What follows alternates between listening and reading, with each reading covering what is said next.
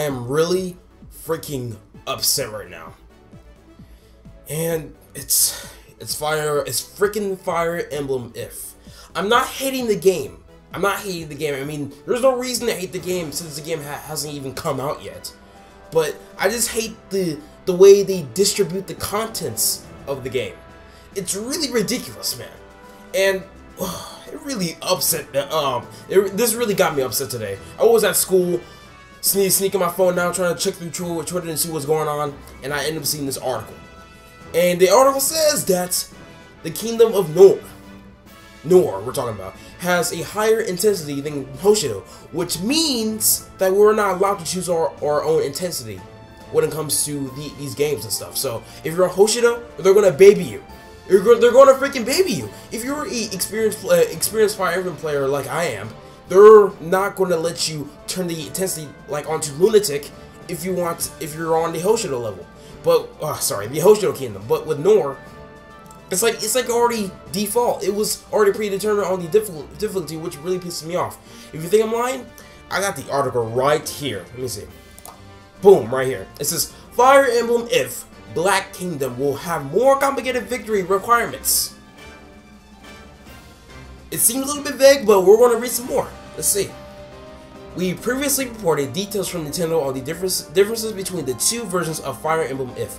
Project manager Masahiro Higuchi of Intelligent Systems and Nintendo producer Hitoshi Yamagami recently spoke with 4Gamer and touched upon some more differences between the two. Before I go any further, why in the hell are you making this? Why are you splitting this game into two, or actually into three? Because I read this article and they say they're making 3 games, quote unquote 3 different games, even though they're just versions. All right, I'm gonna keep going. During the interview, Higuchi explains how it's not just a story that is different between the two versions of Fire Emblem If. According to Higuchi, the White Kingdom version was made more for fans that join the series with the Awakening and those who are playing a Fire Emblem for the first time.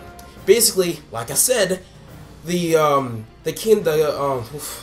White Kingdom, which is Hoshido, they're going to baby you. They're going to baby you. Now, here's the thing. 4Gamer, I don't know much about 4Gamer, but I'm assuming 4Gamer is like a Japanese website.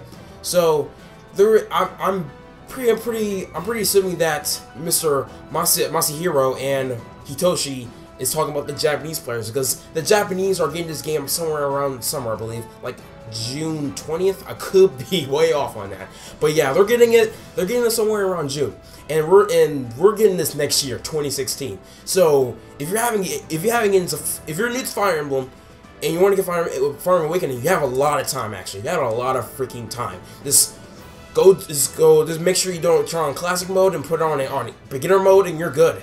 You already love the story already and love the interactions between characters, so you have a lot of time. But let's keep going. White Kingdom will indeed be easier, like I said before, while Black Kingdom will have a much higher difficulty with limited money and experience points for leveling up your characters. Guys, I'm already not feeling good right now because of this crap. Additionally, it will have more difficult conditions for clearing its stages. Defeating the enemy in general, or defeating all enemies are still the basic requirements. No shit. But it will also have other conditions such as suppress enemies, break through enemy lines, and defend your base. There will also be maps with limited turns. Okay, we get limited turns and all that stuff. But then again, why did you also like split the intensity into 2 versions? You put the easy mode. I mean, this is what I'm assuming. They're just making it default the easy version for the Hoshido version and hard for Nohr. It's just that us experienced players, if you want to get like the total intensity, the maximum intensity out of a Fire Emblem, especially out of this Fire Emblem If game, then we have to go to Nohr. We have to go to freaking Nohr, which is ridiculous. It's like they're forcing us to get that game just to play the intensity mode. And what pisses me off is that these stories don't correlate with each other that much because they have totally different paths. Now, let's keep going. Now, 4Gamer points out that it sounds like it's not simply just a story that will be different between the 2 versions. And then the guy's like, yes, Of course, the story will be completely different, but there will also be major differences in the maps and the way the game is played, says Iguchi. The games are being made so that you can feel satisfied by playing just one, but I believe that if you were to play both, you would be rather surprised at their differences. No crap! No freaking crap! These are, oh god, my lips. No freaking crap. These, we have the Hoshido version and the Noah version. If you go with the White Kingdom, you'll also be siding with justice.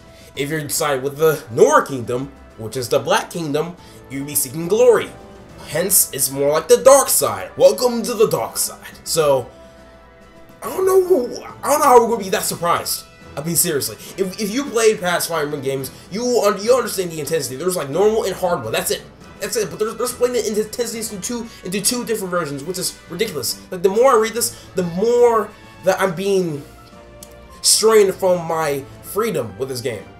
I mean, they're taking some of the good stuff, like compared to Awakening, they're taking some of the good stuff out of the game, especially when it comes to the intensity and like, oh god, I can't even think right now because this article just really pisses me off.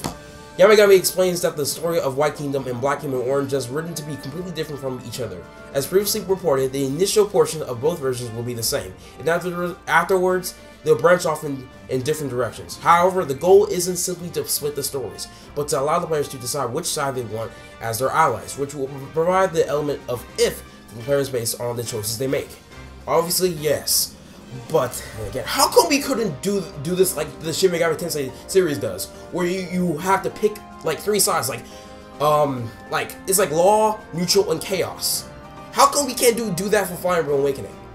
We have to buy a different version in order to pick our sides, which is pissing me off. And there's another thing. There's one advantage if you get the digital versions of either of these games. And I'll read ahead. So we got some screenshots. Okay. 4Gamer asks if Yamagami could touch upon this aspect of the game a little bit more, so he did. In the White Kingdom, you'll be part of the hometown you were born in, while Black Kingdom will have you to be part of the country in which you were raised, says Yamagami. Jesus. While both will have the same characters depending on which side you ally with, you will see different sides to them. On one hand, they'll be allies, and on another, they won't be. Obviously, we saw the trailer. God, my lips. I mean, sorry, I just came back from the dentist, so I apologize for my lips and crap. But yeah, anyway, they won't be. So they won't be the same stories. Obviously, doesn't it sound exciting just thinking about it? Dude, this is one of these cliche things that we had for like since the 1980s. I mean. The first Shin Megami Tensei game was on the SNES, or the Super Famicom, and I don't know when that game was released, but it was like, it could be like around the 1990s probably, and you have to choose sides. You have to choose sides, alright? And, wow. I mean, there's other games, right, that could have done this before Shin Megami Tensei, but why? We already know about this stuff. Wow.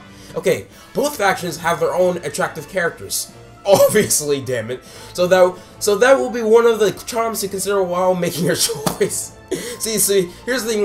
There's one thing I have to give him credit. He knows us. He knows the fan base. They know they've been sitting on the waifus from Fire Emblem Awakening, and there's like, let's add more babes to each side, and yeah, that makes us totally indecisive unless you're like me, who wants to be Oni-chan in the Noah version, but whatever. But anyway, between the White Kingdom and Black Kingdom, in the third full storyline that will be available via DLC. DLC! Freaking DLC! Now, what I'm assuming is, this could be the neutral path, where you neither take sides with Hoshido or Noah. Now, why? Why?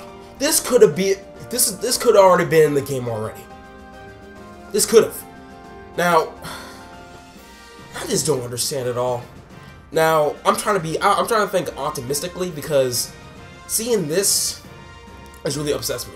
What I'm assuming is that at the end of the game, for either Hoshido or Noah, if let's say you're on the Hoshido version and you're almost about to complete the game, You're most likely going to fight the allies at the. You're going to fight your enemies at Nor.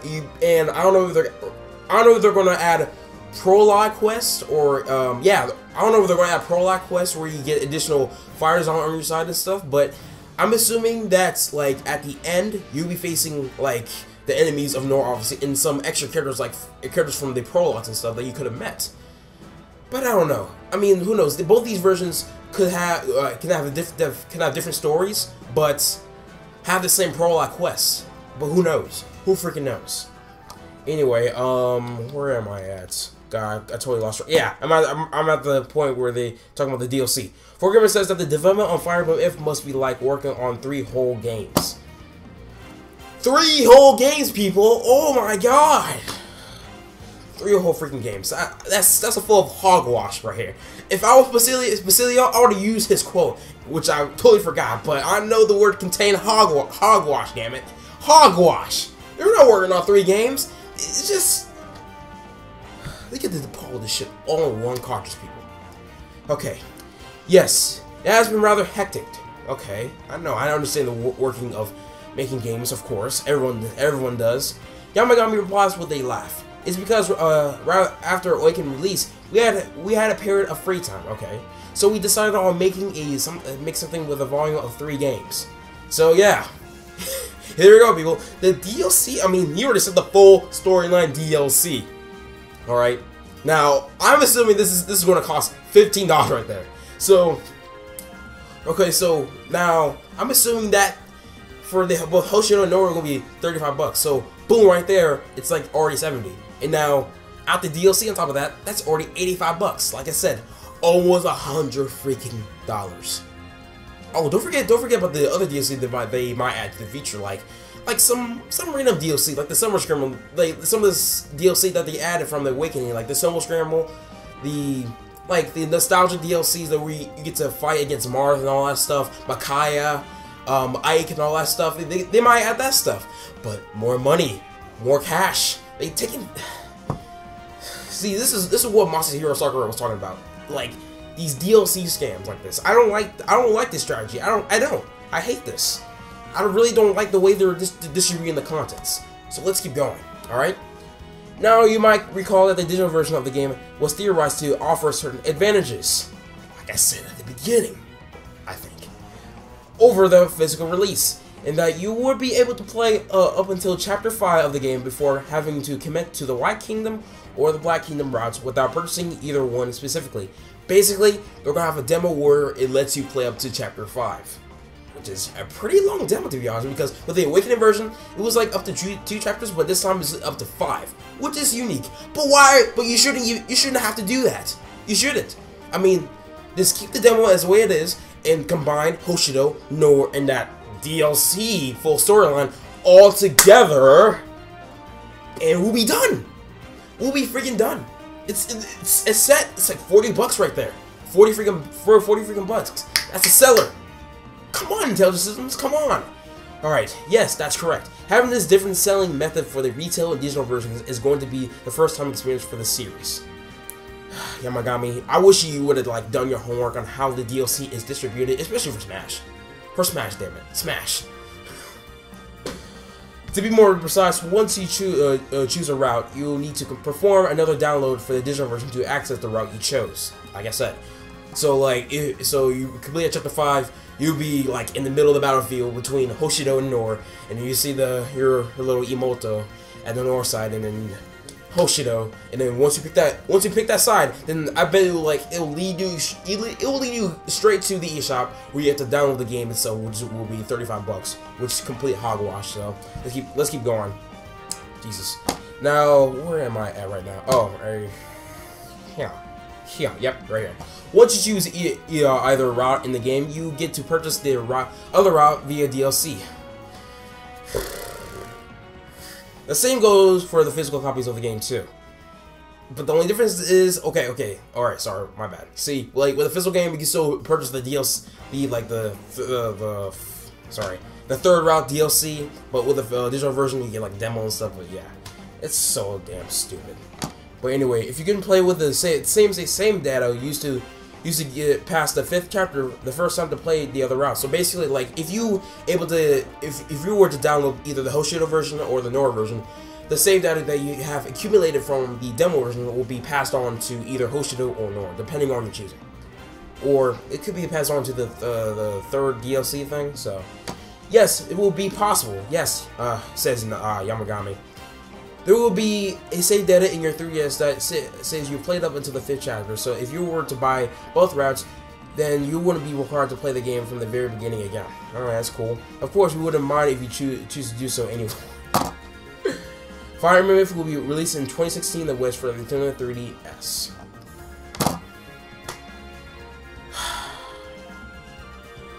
Guys, I can't be the only one who's pissed off at this article right now. Especially the decisions that they're going with. Look, I mean, just look at this right now. Don't you see? This is plain ridiculous. Like I said before, they could just combine Nora and Hoshido version together, and it will be fine. You see, with the Pokemon series, it works because it easily correlates each other when it comes to storyline. There's a few differences like the legendaries, but still, you're almost playing the exact same game, which is fine. You don't need to worry about buying the 2 versions if you want to collect them, but in general, you don't have to buy both the versions just to get the full storyline itself. You don't have to. You don't have to worry about that. See, that's why it works for Pokemon. But with here, it's totally different. Like Yamagami says, 3 different games, people. 3 different games. But guys, I mean, if you disagree with me, please feel free to dislike this damn video and comment down below. Give me a damn paragraph for the reason why this is a good freaking idea. Please tell me, guys, freaking tell me. This is, I don't know what to say. I don't know. This is stupid. I hate it. I hate the way they're distributing the game. I'm not hating the game. I'm not hating its content. We haven't played the game yet. It's the way they're distributing the content, like I said at the beginning of the freaking video. That's what they're doing, and that's why my hype is so damn low right now. It was over 9,000 when they first showed the trailer to me, but now it's going downhill. It's taking a dive. Taking a freaking dive, man. I'm not in the hype train. I'm sorry. I'm not in the hype train anymore. I'm not in the Fire Emblem hype train. It's because right now you can't sugarcoat this whole article with your hype. You can't. You can't. I'm sorry. You just can't. And I'm a big Fire Emblem fan, but I gotta stay truthful. I have to. This is really disappointing me right now, and I hope a miracle happens where Intelligent Systems if Yamagami has done goofed and just put the games together, which will hardly happen, but the hell, who knows? Maybe we might start a petition where to not separate the version, but hell, unless we get like a whole bunch of Japanese Fire Emblem fans and the combination of other fans out in the world, who knows? Who freaking knows, people? But anyway, it's almost 20 minutes, and I was just ranting basically. And I believe this is my first rant actually, because this is not good at all. The game looks good so far.